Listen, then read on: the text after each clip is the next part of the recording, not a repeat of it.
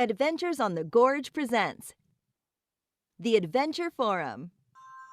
Adventures on the Gorge Resort sits on the very rim of the New River Gorge, America's newest national park. We have whitewater rafting that can be as mild or as wild as you want. We'll take kids as young as 6, and 6 to 11-year-olds raft free every day all summer long. We have cabins on site, restaurants, zip lining, and a lot more. Plus, we're only a bridge away from the shops and restaurants of Fayetteville. Are you ready for an adventure? Check us out on the web at adventuresonthegorge.com. Good evening, everyone, and welcome to the Adventure Forum. I'm Chris Hayes, your forum host, coming to you live from Adventures on the Gorge on the very rim of the New River Gorge, America's newest national park and preserve. For our viewers on Zoom or Facebook Live, if you have any questions for our guest, please use Zoom's question and answer function or Facebook comments to submit them at any time. Near the end of the show, we will open the discussion to questions from viewers if time allows. Tonight, I am doing a one-on-one interview with Glenn Goodrich, aka the Dolly Lama. Glenn has an amazing whitewater career, both professionally and personally. His river log consists of 75,000 miles on 490 different sections of river through 48 of the United States and 39 foreign countries. Glenn, you are one of the true legends of whitewater rafting, of the whitewater rafting industry, and we would like to learn more about why you chose this path and what you have learned, what you would have done differently, and what you would tell new guides as well as customers of the whitewater outfitters. So thank you for joining us tonight. And if you're ready, I'm just going to hop right in with some questions. Sure, ready. All right. So first off, how did you get started in whitewater and then end up becoming a raft guide specifically? What was it that led you here or led you to it? Well, starting as a kid, I loved water. When I would vacation with my parents, I had to stop at every waterfall that we went by. I loved being in the water and seeing waterfalls. And high school, I went canoeing and did a multi-day trip on the Delaware in New Jersey, Pennsylvania line.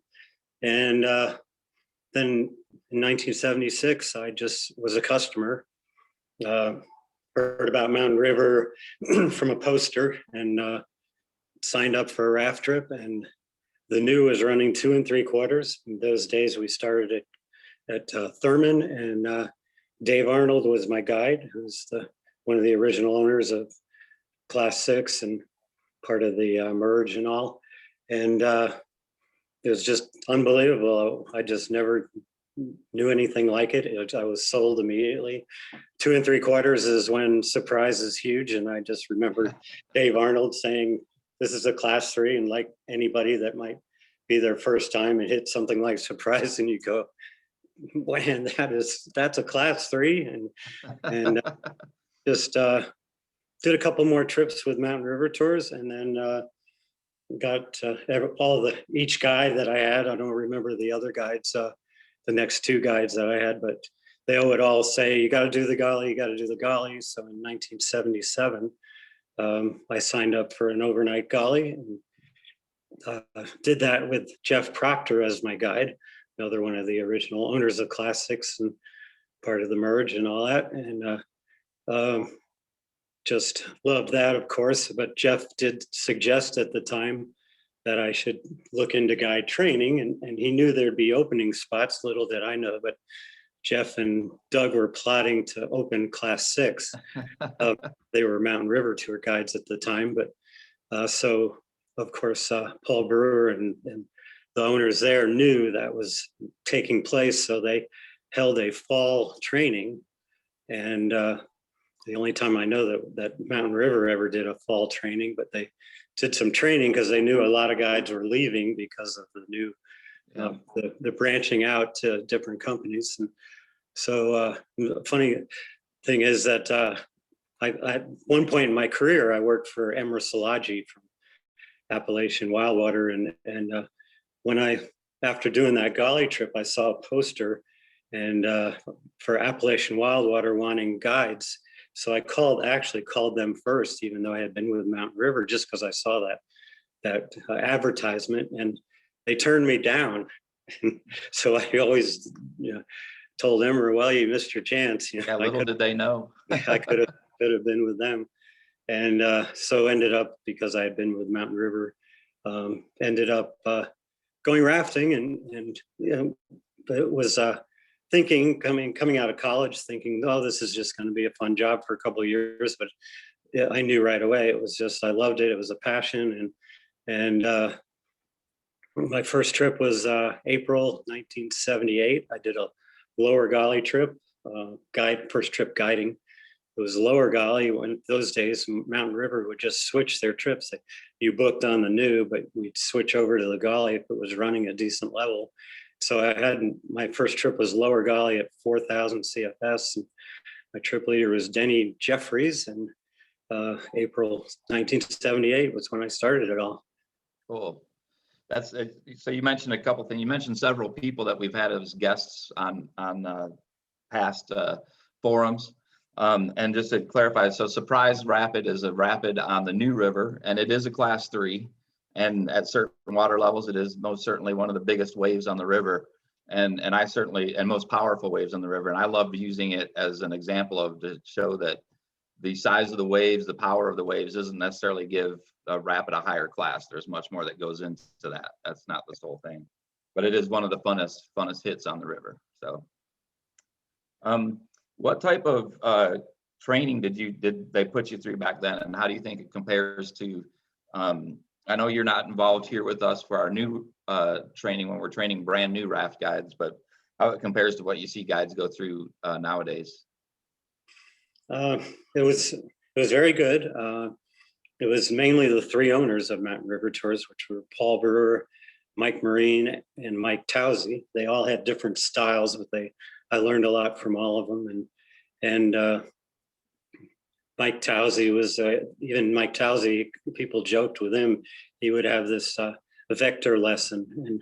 But I'm a big numbers person, so I even learned a lot from his vector lessons. But Paul was just a great trainer, but Mike Marine was the one that influenced me the most. Probably he was like I say, one of the 3 owners, but it was only the 3 owners. They did all the training, and Mike Marine's what taught me defensive paddling, which is what I teach when I guide train, so.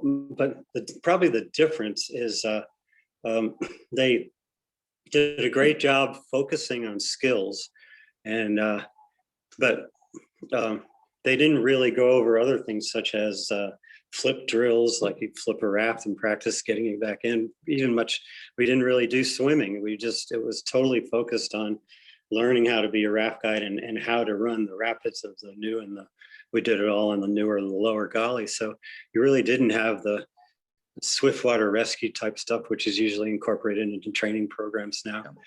So that's one of the differences. Probably a big difference that I don't see as much now, and probably can happen, but it was almost always you were checked out. There were no, nowadays, a lot of times you do a ride along, and then you do a checkout run where a seasoned guide rides with you. There was none of that. Usually, almost every time, you were checked out when they needed you on the schedule, whether you were ready or not. I believe that's called a shotgun checkout. It was shotgun. It was all shotgun checkouts in those days. So it happens these days, but I think they were all that way. And it was like, we need you now. Okay, you're checked out. Yeah, but back then you didn't have the necessarily the legal issues with with DNR paperwork requirements, did you? Correct. No, no, not like it is today. Yeah, that makes it a little tougher for us to do shotgun checkouts. Right. So, right. You mentioned defensive paddling. What does that mean? Just that? Yeah, backing off of things. So guiding. I mean, anything you do, driving a car, you're riding a bike, you're usually point A to point B, and you can't do that on a river. One is you've got to compensate for current, which is moving you. So if you went point A to point B, you're not getting to point B if you go straight towards it.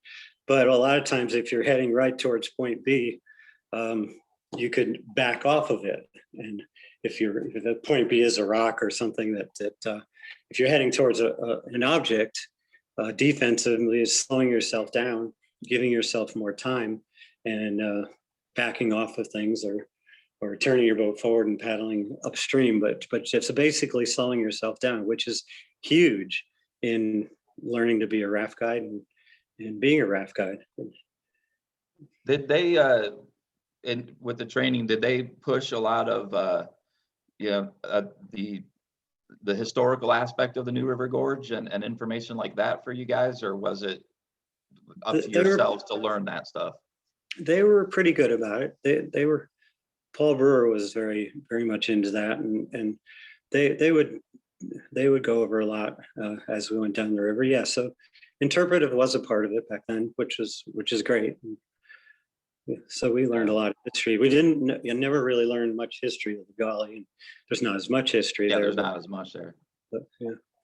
And I bring that up and ask that question because if I've got any of my upcoming trainees watching this video, keep in mind that over the last several forums, all of the guests have said that, the history and knowing the history is really a key to becoming a great guide. So, and we try to push that with our trainees. And I just want to get that point across very clearly to them that it is important. So Glenn, when customers see raft guides or river guides, they view us as adventure seekers and storytellers. But what would surprise them? What do you think would surprise guests to learn about raft guides? I think probably one of the main things is the diversity of. There's lots of college graduates. I was a college graduate, so I mentioned in the last forum that I was. I like to tell my guests that I was a computer science major. In 1976, I graduated from Ohio State University and decided there was no future in that, so I became a river guide. But I think I don't know. I think most guides meet their expectations, but probably the biggest surprise is that they're more professionals and more, the quality of the guides as far as education and things like that. Yeah, I think definitely. I think it surprises people. Like when I was guiding full time, to learn that I had a degree from college and had a full time 9-to-5 job and working in a bank and gave it all up to come do this stuff. I think I think you run into that more often than not. Right. And then often guides. I've known a bunch of guides that started in their 40s or even 50s. Yeah. That's another surprise, maybe that age. Yeah. I know it definitely took me a while to get to it because I just didn't think that just because I went whitewater rafting once was, a qualification enough to come into a training class. So it held me back. And now I hire or bring in trainees that have, hey, I went rafting with you last summer and I really want to be a raft guide. Well, okay, come on in. That's what I was. So in all industries, there are certain fundamentals that people need to master to be successful. What do you think those fundamentals are for a raft guide? Well, obviously skills. There's the joke of safety third, but safety really is first. You got to get people down the river safely, and so you got to develop the skills. But you said it earlier, the interpretive. It's getting the skills on the river, taking people down safely in a raft. But the second part is you have to be a people person. And I'm a quiet person. I'm not real talkative around around after the trips and around people that much. But I'm a totally different person on the raft.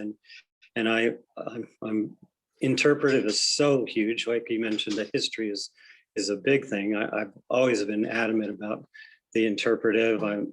I've thrown in jokes. I learned lots of. I'm always very appropriate jokes. I'm the Doug Ludwig, who's one of our guides that does all the stupid jokes on the bus, and He does all the bad jokes. Yeah.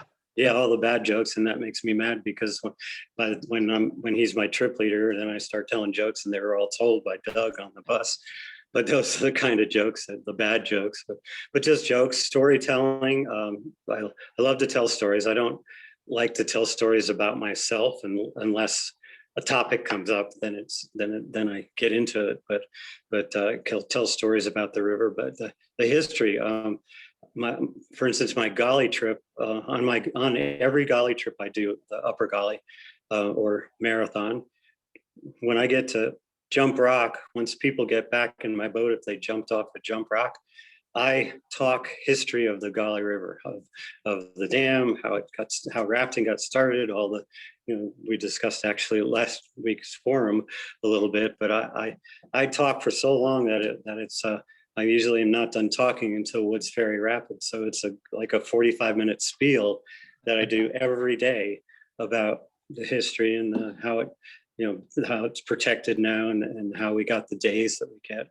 But people love that. And I think on comment cards with mine, they just say it. They usually say, well, we love the stories and love the history, and which I think is just a huge part of it. So really two things to answer that question is river skills and being a people person and being able to talk those things. Yeah, I think a lot of guides or a lot of folks that would be coming in to train will find something out about themselves in that. Like, I'm very similar to you, Glenn. After the trip, I'm not a people person. If you take me out of that river setting, I'm as quiet as can be. But when I'm in the back of that boat, it's a different person. And I think it's because I know that those guests are nervous and they're in my world, they're in my place. So I'm not as nervous to be as chatty around strangers. And right. I think a lot of trainees, if that's something that concerns them about themselves, they'll find that they can overcome that very, very, very quickly. And just to elaborate a little more, you don't have to know everything. I work on the Grand Canyon, and there's some guides that geology is their topic, and my two topics are history and the night sky. But you don't have to be. It's nice to know a little bit about everything, but if you can find a topic, so where the New or the Golly, it's my main topic is the history, but you don't have to be really versed in flora and fauna. But if you can be good at one topic or two topics, you can. Yeah, great. They love it. So next questions. How many different rivers have you guided on, and how do you do that? Do you kind of go through a training on each different river? So how many is I'm a total numbers person, as you probably know, but 64 different rivers I've guided. I call it river sections because of there's the Colorado goes through many states. So I've guided on 64 river sections, but training. Well, I can read water. I'm very good at reading water, and it doesn't take me much to do a class 2-3 river. I can get by with just reading water. However, if it's a class 4 or 5 river, then I want to learn those class 4 or 5 rapids. I can't. I even teach it when I teach the upper Golly. I'll tell everybody about every class 2, 3, 4, and 5, but I tell them no. Learn the danger spots. Learn the big rapids, and you don't have to learn everything I tell you about the class 3s. You're not going to be able. There's way too many, and so I come to a river. I can get by reading water, but if it's a challenging river, then I even if they don't scout it, I might ask to scout a class 5. Scouting is huge. Being able to scouting, getting out of the boat, taking a look at it. But because I'm so adamant about interpretation, I've come to rivers and they say, okay, go see the river once, and then we'll throw you in there to be a guide at a class 3 river, maybe a little 4. And I'll say, no, I don't want to guide yet. I want to ride with one of your guides that's best at interpretation. And so that's where it's, I may not have to go through, I don't have to go through a lot of training programs, but I'm missing that interpretation by not going through a training program. So I insist on it. And so it comes back to that, the interpretive part of it, being that people person and being able to share and tell stories, I'm gonna back up here just a second. I've got a question coming from one of our viewers, and they want to know, Glenn, what is your go-to ice breaking joke? Oh, God. I usually use the deer with no eyes. The deer with no eyes? What do you call a deer with no eyes? No idea. No idea. Okay. Well, that's interesting. I'm gonna go back to. I've got another one. This is coming from Robert Splain, and he's got a two-part question. Kind of. He says his opening question is, "What do you call a fish without one eye?" Right. That's the first group. He'd like to know when you plan on being in West Virginia this year, because they're gonna come down sometime, and it looks like he says sometime in August, and would love to go on the new with you if possible. So yeah, I usually get there for Labor Day. I do plan on it, so I do the new, but that's not August. That'll be the first weekend of September. So yeah, I'm booked up the rest of the season to till then. Doing Grand Canyon trips. Grand Canyon. I'm working the Snake in Idaho, in Wyoming, I should say. Oh, sorry, Wyoming, during the summer, but Grand Canyon trips otherwise. Yeah. And I would be on the Salt right now, except there's no water. So yeah, there was no water there this year. Right. So I mentioned in my intro for you, and you mentioned it a couple weeks ago when we were talking, that you have 75,000 miles of whitewater. How do you track that? What's your? Well, first of all, I'll make it a little more realistic. Paul just said 100,000. I said no, it's somewhere around 70. So I do have 71,500. 71,000. That's yeah, still nothing to. But anyway, because I did bring out my river log, and I'll just have. But I'm a numbers person, so I know it's accurate because I started when I first started in 1978. I logged every trip. I logged my training trips. I logged that canoe trip in Delaware. I wrote it down, and so I logged every trip. So I have every trip logged, but 78 and 79 were just river logs. The date, the river section, and the water level. But starting in 1980, I believe, I started journaling, I would call it instead, and that was writing down things that happened during the day and the guest names. And I actually have written down every guest I've taken down the river, except for the Pigeon River, where you do 4 trips a day and you have 8 in your boat on an hour-and-a-half trip. Yeah. And the Snake River, where we have 16 people in our boat on an hour and a 15-minute trip.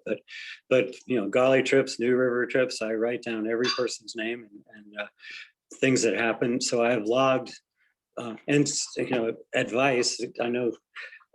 Maybe asking a little bit about that later, but one thing, and I never thought of when I was asked about advice to other guides, keep a log.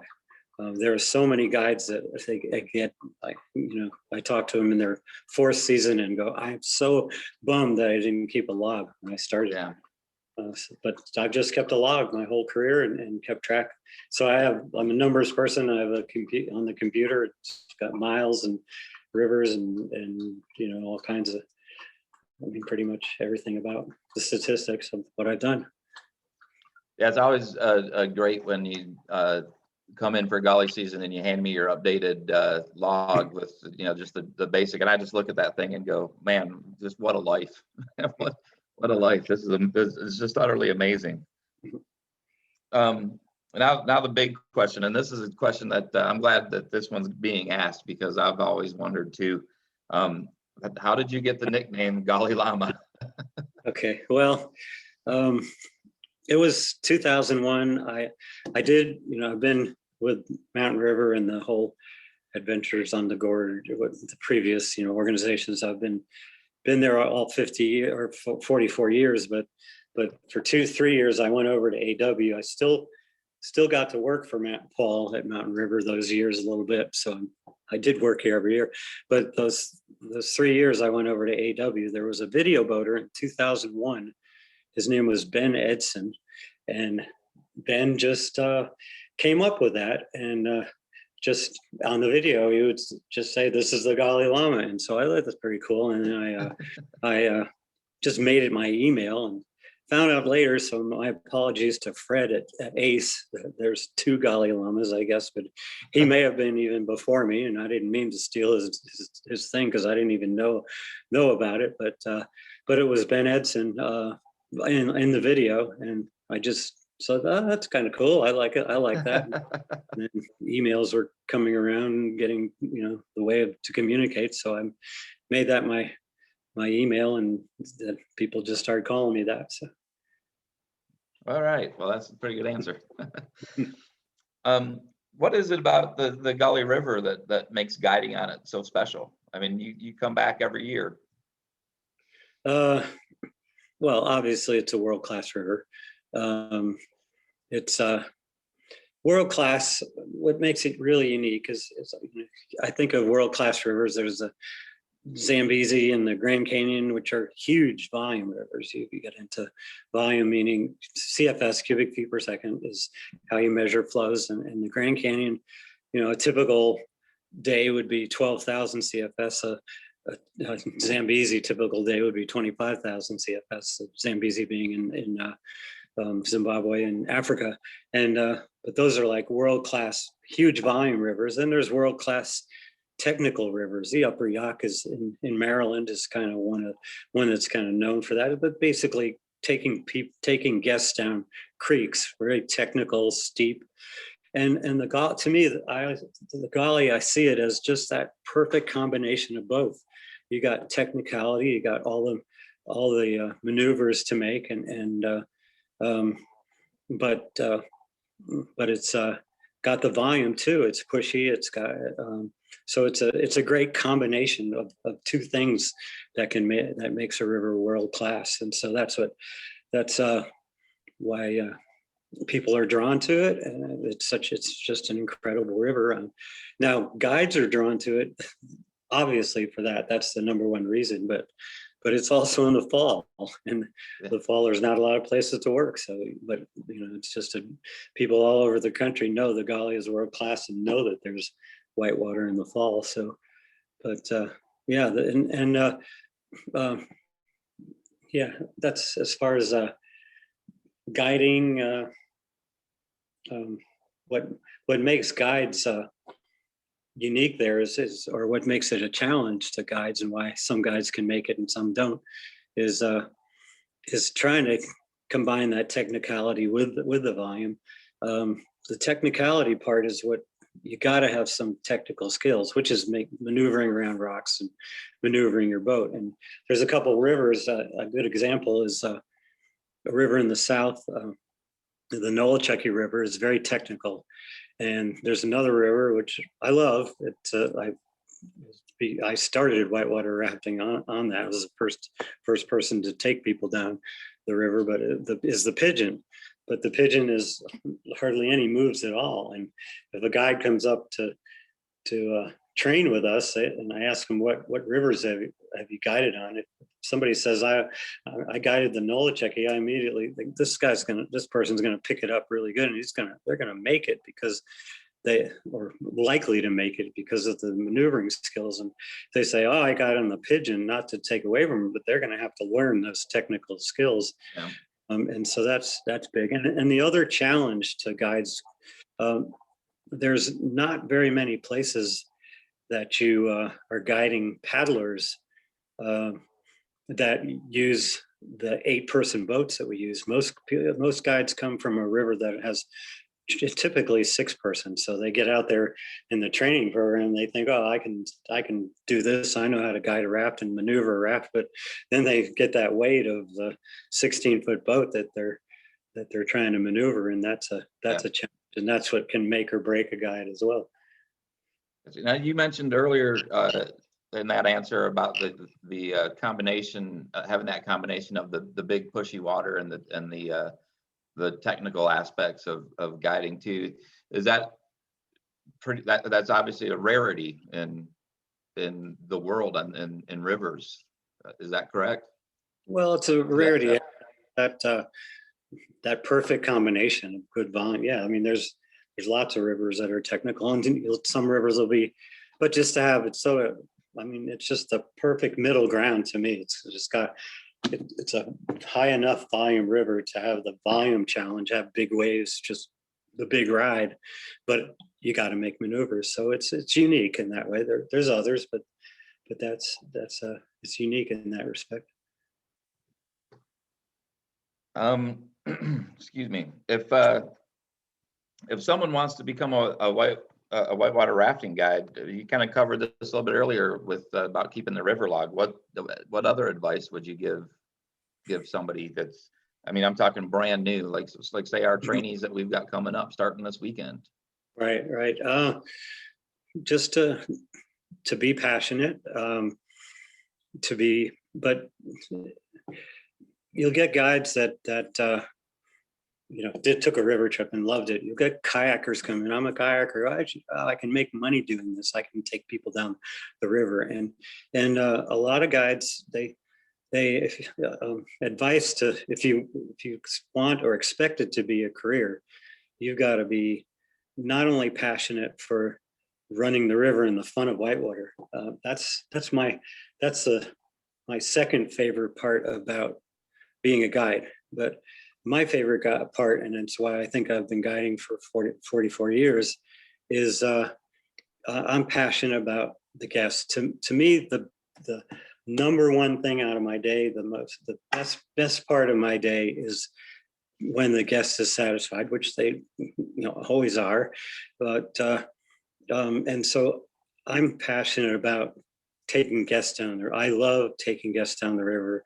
I love seeing happy guests, and so there are a lot of guides come in it and think, oh, this is going to be so much fun. I'm going to be able to get paid to do whitewater. But a lot of guides will be after 3-4 years. I'm kind of burnt out on taking people down the river, and there's that angry August saying, and where guides I'll take the bump. If, you don't need a guide today. I'd be the one saying, no, I want that spot. I'll take your spot. You want a day off, I want your spot, because I don't care what water level it is. I love taking guests. That's my favorite part of the day or my favorite part of my job is to teach guests information and for them to come away having a great day. Yeah, I think you can really see that in a lot of younger guides. But I see they tend to think that it's about them and that the guests are almost kind of there for them. And then over the few years, if they are people that get that passion for it and become passionate about it, you can see that change in that guide they finally realize it's not about their fun day, it's about the guests' fun day. Yeah. So that's something, to really stress to trainees out there. Mm-hmm. It's not about you. This is not about you. This is about the guests. And that's 100%. I'm going to take a quick. Okay. Well, I'm sorry. Go ahead, Glenn. Oh, just a couple more on that question real quick. Yeah. The other advice is learn to row. Okay. Yeah. Yes. We're gonna have some rowing sessions in this training session. And the other advice is learn to guide from both sides, left and right.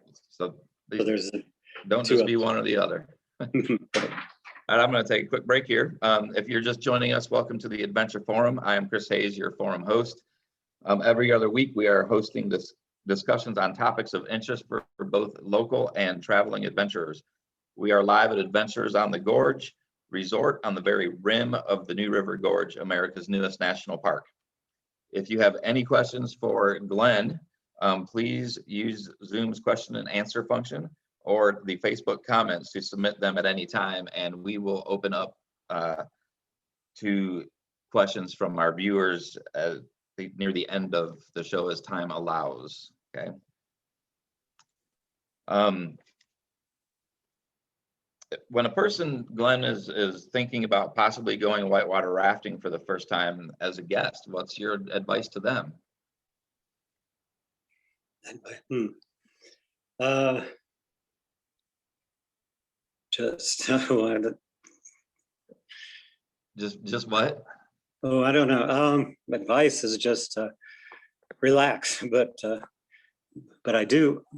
I think I don't really have advice because each guest is different. So if I had a guest that was just go for it, go for it, go. You know, I've never been rafting before, but I'm an adventure junkie. My advice would be you got to respect the river, because that adventure junkies, doesn't realize that there's danger out there, but then there's the other one, the person that's just really scared. Well, somebody talked me into this, or it's on my bucket list. I got to do it once, but I'm scared to death. And the advice would be totally different. That just relax, and your guides are professionals, and this is a very, I know they don't like us to use the word safe in the industry because we can't guarantee your safety, but it's a relatively safe sport. And so the advice would be just depending on the type of person that was coming in to do it the first time.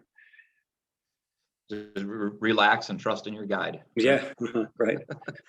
And I love those type of guests. I mean, for me, I like them way more than the adrenaline junkies. Yeah, I love taking people that are scared, because I'm like I say, I'm not super outgoing, but I'm calm, and people like to have me in the back of the boat because I can relax, and they see how relaxed I am. And so I love that type of guest. Yep, me too. I'm not definitely the adrenaline junkie guides that want to go big or go home kind of folks. I mean, or guests, they're fun to have, every once in a while, but Right. when you get somebody that's scared and nervous, and then by the end of the day, they're having a blast. That's one of the best feelings in the world. Yeah, it just. What would you tell 20-year-old Glenn Goodrich before he embarked on his journey in Whitewater? Start sooner. Yes, well, start sooner. Yes, I didn't start at 18 like many people. I started at 22 or so. Yeah, start sooner. But just what I said would be advice to a new guide is learn to paddle from both sides.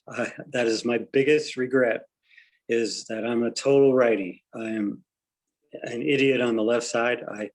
2009, 2010, I worked on the Flathead River in Montana, and that has one class 3. It's pretty much a class 2 river. And I said to myself before that season, I'm going to guide on the left. It's a class 2, 3 river. I can do it. I'm going to guide on the left all year so I can develop my skills as a lefty. And I did 2 trips on the left, felt like a total idiot, and said, I can't do it. And I wish I had learned to guide from both sides. So that's the biggest regret in my career, was that I didn't do that. And just to clarify for any of our guests out there, so when a guide is a paddle guide, which means they're using a paddle just like you are to control and steer the boat, they're either going to be sitting in the back of the boat on either the right side of the boat or the left side of the boat, and it's totally different muscle memory from either side. And I definitely am a righty, and the times I've tried to sit on the left side of the boat, I can't do it. Yeah.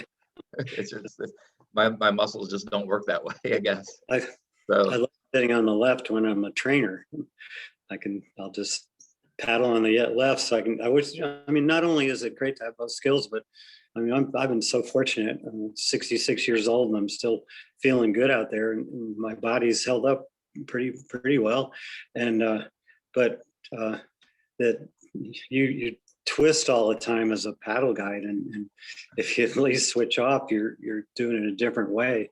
That's why one thing I love about rowing, it's symmetric, and which means using oars in the back for those that aren't familiar with that. But and the other well, I don't know. Maybe the advice I give myself is don't you go, you don't know me as much of a partier, but I partied in my 20s, and I probably would have said don't party so much, because the way to river guides are broke all the time, a lot, or young river guides are broke because they party. So that's another advice I give to a new guide. I don't say don't party, because have fun.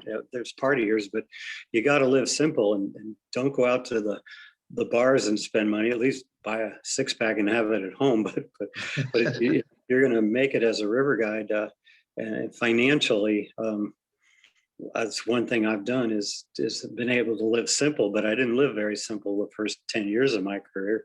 I partied a lot more and just lived in my car like many guides, and if I feel like I could have I've done well financially, but I could have done better financially in the early days if I'd have lived simple. But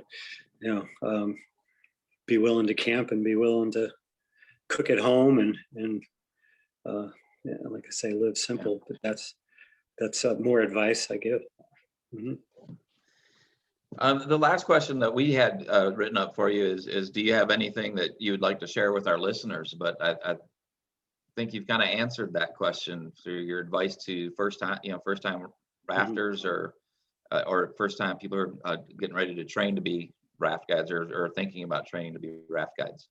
So unless you have something that you'd like to share, something other. I don't know if any listeners or people that don't know me very well, or like you said, you're quiet around after the trips. I think some people have, but when they see me as or hear of me as being around a long time and have all these miles and this experience, then people are nervous around me, and then when I'm quiet, it sometimes makes me appear standoffish, and my what I'd like to say to people, if you don't know me very well, is I love giving advice, and so don't be afraid of me. You said I'm a legend. I don't like to consider myself a legend. The true legends are Martin Litton and George Wendt and Richard Bangs. The people have totally changed the industries, but I have touched a few lives. But I know some people, if they didn't get to know me, they think that I'm.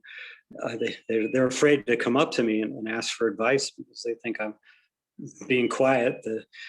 So I would like to say to anybody that doesn't know me very well is, please always ask questions. I love giving advice. I welcome questions. I love to talk Whitewater if you come up and talk Whitewater, and I've had many drinks over, or lunch or dinner with someone who got a permit on the Grand Canyon. And I love just sharing campsites and hikes and what to bring and all that kind. But so that's the only thing I'd like to share. If it's somebody that doesn't know me very well, please feel free to come, and I love to chat and I love to give advice. Cool. That's great. That's awesome. So we've got some questions here from some of the viewers, listeners. And I think a couple of these we're going to learn how much of a partier you might have been back in your 20s, based on a couple of them. First off, we have someone who is wondering if Lawrence was wondering if you have an early journey or an early journaled river log handy, is anywhere near you, and if so, if you could read us just maybe a couple of the first entries, or just kind of what you meant by that. But if you don't have it available right there, yeah, don't need to run around go searching for it. It's in the basement in a barrel or a tub of some kind. Yeah, but that would take a little bit. But it's usually just, it's kind of it's not a lot about. There's a little bit about feelings, but more about the actual facts, So it would just be, it was 4,000 CFS. The guests were so and so. I put where they're from, and then it was like, yeah, we had a great hit and surprise, or yeah, I had swimmers in Pillow Rock today, or whatever, and I'd say swim. So that's kind of the type of journal that I write. Okay. All right. So Paul Brewer would like to know who did the donuts in the Mountain River Tours campground after Guide Olympics? I just remember Dave Johnston was one, but I did not, Paul, if that's what he's trying to get at. I did not do. Right. And then Paul's got another one. We'll just keep going with that. It's tell us about the first guide scavenger hunt. Oh, wow. I'm surprised Paul wants to ask it. He was so upset about that. We decided to have a scavenger hunt, and I was the main organizer of it. And it was creative, but it was pretty out of control. And there were things like get a ticket. So people would speed through Ansett to get a speeding ticket. You got a lot of points for that. It was back when it was illegal to walk underneath the bridge. Well, we had planted things as part of the scavenger hunt, and we put a T-shirt out in the middle of the catwalk underneath New River Gorge Bridge. So whoever got that T-shirt first got points for that. I remember there was a very conservative river manager named Wayne Crowther, who was our river manager at the time, and he's real conservative, and he had a van with shiny hubcaps, and one of them was not a part of this scavenger hunt. So yeah, and it got really out of control. In fact, it turned out there was an accident on Sunday Road where one team and another team had a collision in their cars, and then one of there were big points if you captured another team. At that point, one of the cars was unrunnable. It was really an accident. Nobody got hurt, fortunately, but they ended up wall pawing one car and took the points as stolen. They stole all their team members, but it was really out of control. So just jump back for just a quick second. Glenn mentioned that when it used to be illegal to walk underneath the bridge, what that means is nowadays, folks, you can do what's known as the bridge walk and take a guided tour underneath that catwalk on the New River Gorge Bridge. It's actually pretty cool, and you learn a lot of history of the bridge. I'm going to keep running with Paul's got a couple more here, and then I'll jump to some other viewers. Paul wants to know about the first Sweets Falls run in a raft. Yeah, that's far. Well, Sweets Falls was, I mean, they may have been run, but the first, I would call it organized Sweets Falls run. Sweets Falls was always, it's a for those that aren't guides or whatever, Sweets Falls there's the big five on the upper gully. Sweets Falls is the fifth of those, and it's a 12-foot waterfall. But over to the left side of it, there's a less sloped part of the falls. And in the first 8 or so years of the industry, well, no, not that many, let's say 4 or 5 years of the industry, they would always go left and run that gradual slope. And so it was early in the 1978 season, because when I was on with Jeff Proctor, we ran left in the falls. So that summer, early in the season, I think other companies were starting to think about it, but we like to claim that we were the first one. So we had an organized training trip, and I was in the boat with Paul, and we were, I think Al Cart was on the oars. I was not on the oars, but I was one of the passengers as we were talking about running Sweets Falls, and we dropped over the falls, and it was, and we were cheering, and it was all great. But Paul, being the owner, was we needed his okay, and we all looked back at Paul, and he gave us the thumbs up, and then there was more cheering, like, oh, right, we're going to be able to run it commercially, and so then we started running it commercially that year. And then I got one from Paul, and it's kind of funny that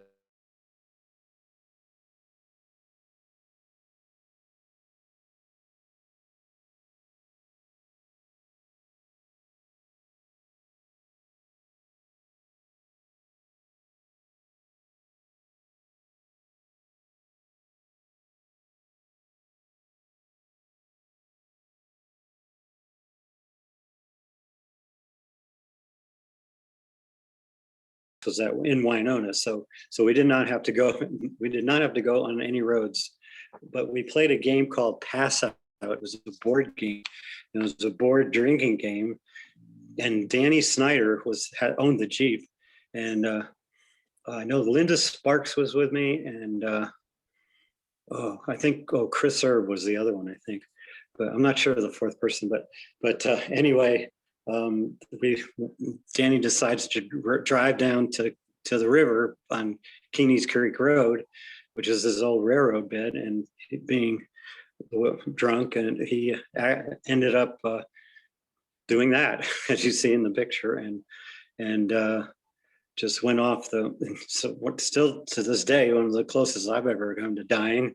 That was a 60-foot drop right there. So had he gone any further, but it was the back right wheel caught.